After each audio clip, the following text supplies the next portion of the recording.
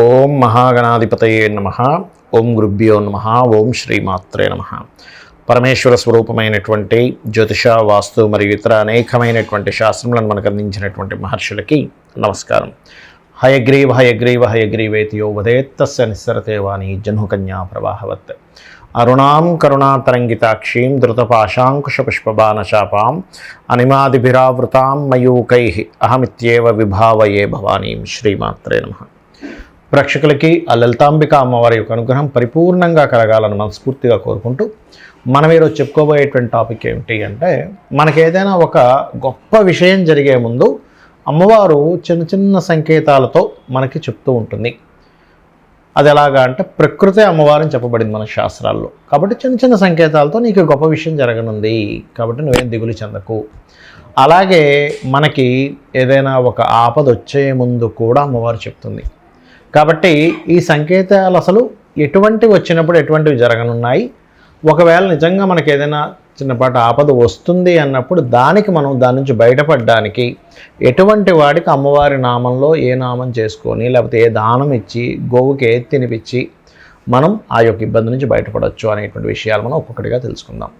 శనికి సంబంధించిన సంకేతాలు అమ్మవారు ఏ రూపంలో మనకు చూపిస్తుంది అన్నప్పుడు, అది స్వప్న రూపంలో కావచ్చు, మన నిత్య జీవితం రూపంలో కావచ్చు, రకమైన సంకేతాలు చూపిస్తుంటుంది. అది ఎలాగా అంటే, మనకేదో రోగం వచ్చినట్టు స్వప్నంలో రావడం కానీ, లేకపోతే బాగా ఏజ్డ్ పర్సన్స్ మనకి ఏదైనా స్వప్నంలో రావడం కానీ, లేకపోతే ఏదైనా ఒక వస్తువు విరిగిపోయినట్టు, ఒక అంగవైకల్యం పొందినట్టు, ఒక్కోసారి చూడండి ఒక 4 కుర్చీలు ఉన్నటువంటిది ఒక కుర్చీ కాలు విరిగిపోయినట్టు, లేకపోతే సంథింగ్ అంటే నల్లటి బొగ్గు కల్లోకి రావడం కానీ, లేకపోతే నల్ల పిల్లి కల్లోకి రావడం కానీ, మొత్తం శూన్యంగా అయిపోయినట్టుగా వచ్చిందట. ఒకసారి అతనికైతే ఏంటంటే, ఒక దగ్గరికి వెళ్ళాను సార్, మొత్తం చీకటే కనబడింది నాకు అన్నాడు.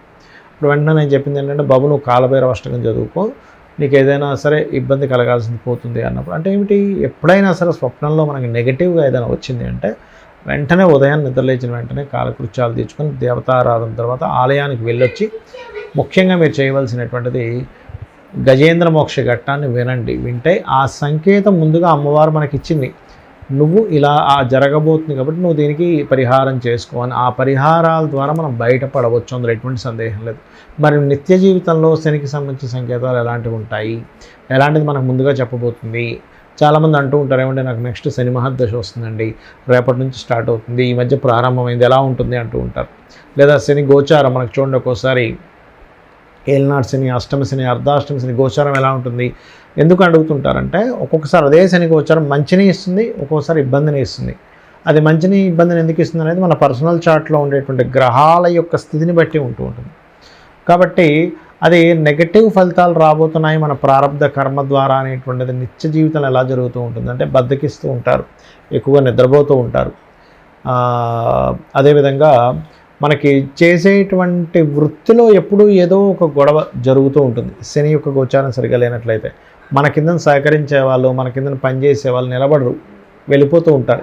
అంటే ఒక షాప్ పెట్టుకున్నారు, ఒక ఆఫీస్ పెట్టుకున్నారు, లేకపోతే ఇంట్లో పని వాళ్ళు ఏమైపోతుంటారంటే, శని గోచారం సరిగా లేనప్పుడు మీ కింద పనిచేసే వాళ్ళు ఉండరండి, వాళ్ళు వెళ్ళిపోతారు.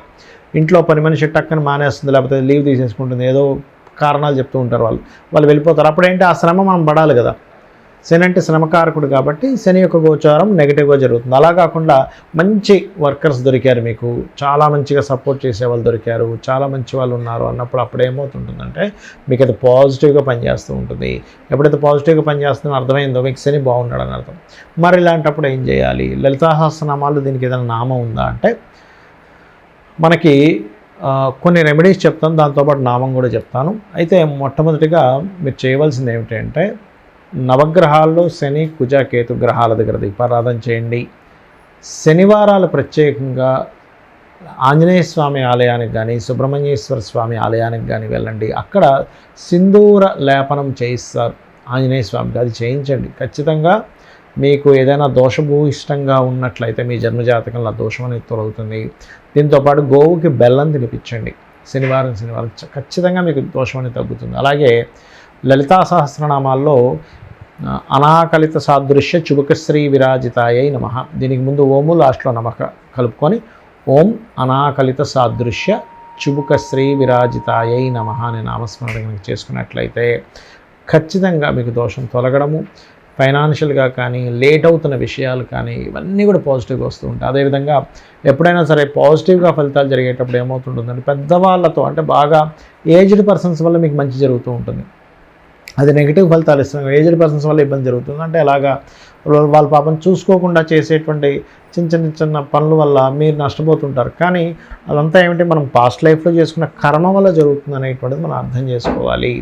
పాత వస్తువులు ఏదైనా తీసుకొని అది డ్యామేజ్ అవ్వడము ఇట్లాంటివి ఎక్కువగా జరుగుతూ ఉంటాయి. కాబట్టి వీటన్నిటికీ కూడా ఈ మంత్రం అద్భుతంగా పనిచేస్తుంది. మీకు